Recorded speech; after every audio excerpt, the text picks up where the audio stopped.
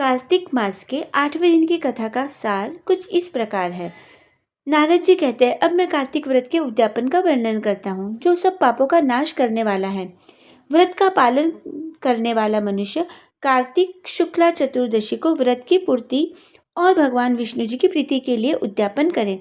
तुलसी के ऊपर एक सुंदर मंडप बनवावे, उसे केले के खंभों से संयुक्त करके नाना प्रकार की धातुओं से उसकी विचित्र शोभा बढ़ाए।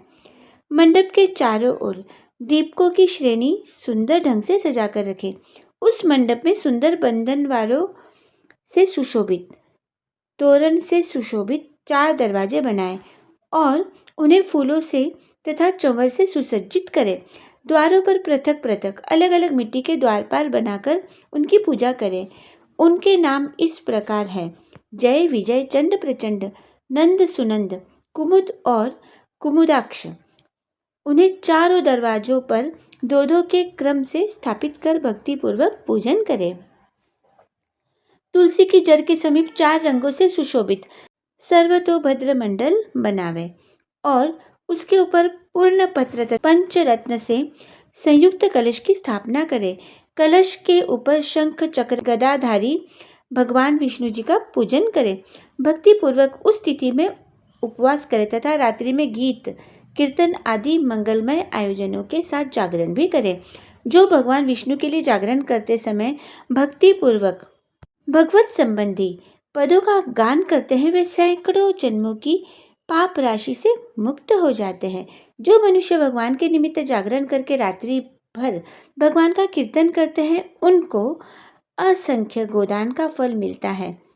जो मनुष्य भगवान की मूर्ति के सामने नृत्य गान करते हैं, उनके अनेक जन्मों के एकत्रित पाप नष्ट हो जाते हैं।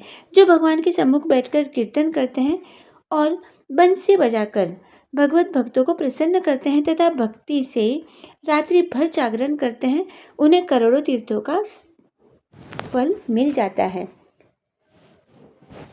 उसके बाद पूर्णमासी में एक सपत्नीक ब्राह्मण को निमंत्रित करें। प्रातः काल स्नान और देव पूजन करके वेदी पर अग्नि की स्थापना करें और भगवान की प्रीति के लिए तिल और खीर की आहुति दें। हवन की शेष विधि पूरी करें। भक्ति पूर्वक ब्राह्मणों का पूजन करें और उन्हें यथाशक्ति अपने हिसाब से अपने शक्ति अनुसार दक्षिणा दें। फिर उनसे इस प्रकार क्षमा प्रार्थना करें: आप सब लोगों की अनुकंपा से मुझ पर भगवान सदैव प्रसन्न रहे। इस व्रत को करने से मेरे 7 जन्मों के किए हुए पाप नष्ट हो जाए और मेरी संतान चिरंजीवी हो, सारे सुख पाए। इस पूजा के द्वारा मेरी सभी मनोकामनाएं पूर्ण हो।